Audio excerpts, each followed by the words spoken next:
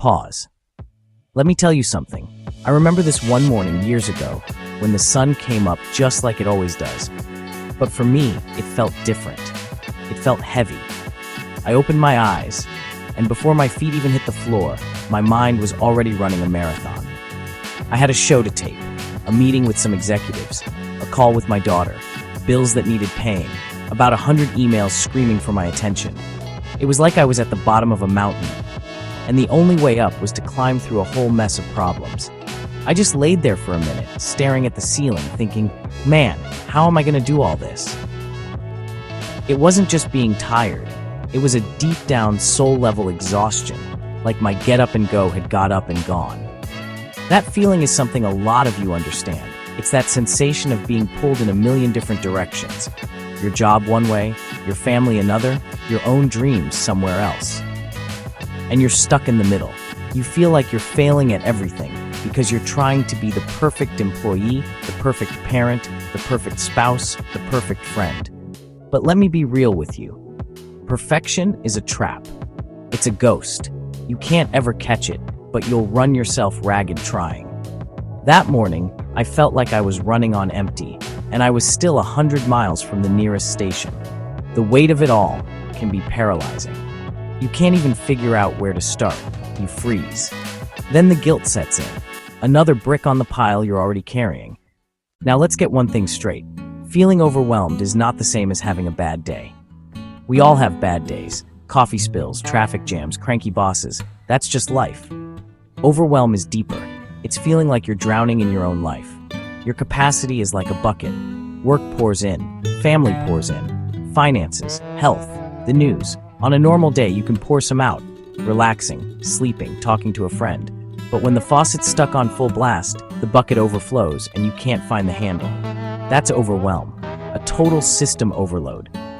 It's not just in your head, your mind races. You can't focus, simple decisions feel impossible. Cereal or eggs, you snap at loved ones, feel anxious with that knot in your stomach, or go numb, shutting down. It shows up as headaches, muscle tension, stomach problems, and a tired that sleep can't fix. Your body gets stuck in fight or flight, cortisol and adrenaline pumping, prepping for a threat that never ends. It's like driving with the emergency brake on. Sooner or later, something breaks, and overwhelm doesn't stay in one corner. Like ink in water, it spreads. Productivity tanks. You reread the same email 5 times. Creativity dries up. Deadlines slip. Stress adds more stress. It walks through your front door. Distance, tension, isolation. Joy fades. Hobbies feel like chores. That's the domino effect. Mental health suffers. Physical health declines. Relationships strain until life feels out of control. Recognize the pattern, then start standing those dominoes back up, one by one. So where is all this pressure coming from? First, work. The line between home and office is gone.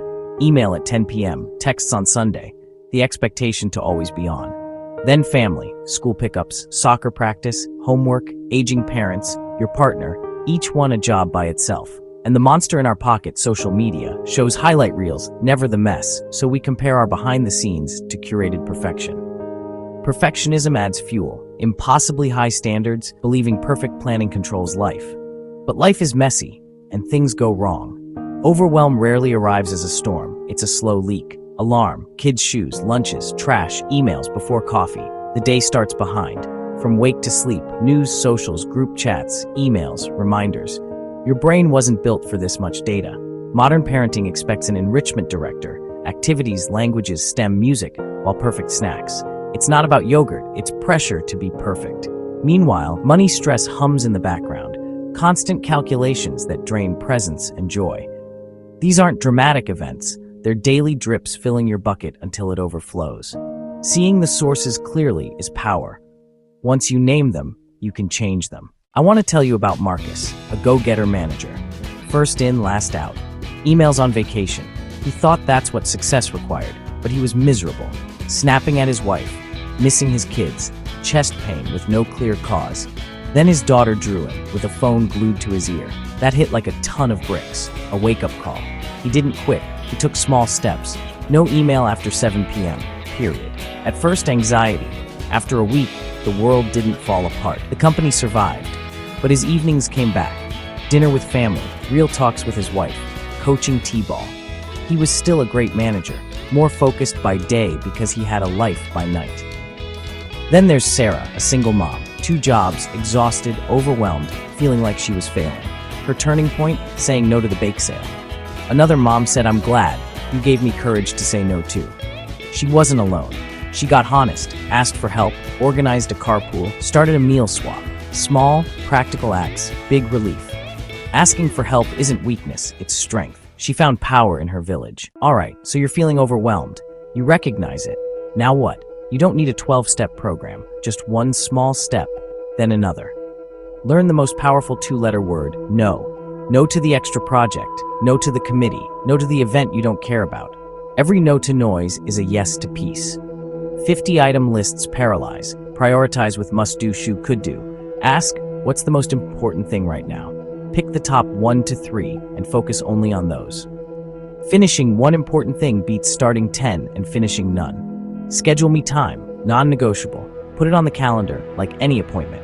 It can be 15 minutes of quiet coffee, a 20-minute walk, or music on the drive home. Recharge your batteries, keep your cup full, talk to somebody. Overwhelm thrives in silence. A friend, your spouse, a support group, a professional. There's power in saying, "I'm struggling, I'm overwhelmed." Share your burden, it gets lighter. Get it out of your head and into the open. That's how solutions begin. Prevention beats cure. You don't wait for fire to install a smoke detector. Know your warning signs: headaches, short fuse, lost interest, poor sleep. Treat them as a call to action. Cancel non-essentials. Order simple. Take a 10-minute breather. Small early moves prevent crisis. Your energy is a bank account. Stress makes withdrawals. Sleep, laughter, nature, connection. Those are deposits. Act early and you stay in the driver's seat. Proactive, not reactive. If you feel like you're sinking, you're not alone. Millions feel the same. CEOs and stay-at-home parents alike. Let go of the shame. There is nothing wrong with you. You're human. Overwhelm is a signal, not a life sentence. Pause, reevaluate, and make a change. You don't need to fix everything overnight. Do one thing differently today. You're the author. Prioritize peace. Set boundaries. Ask for help. Take things off your plate. Stand tall. Breathe. Your worth isn't productivity. Take the first step today. You've got this. We've got this.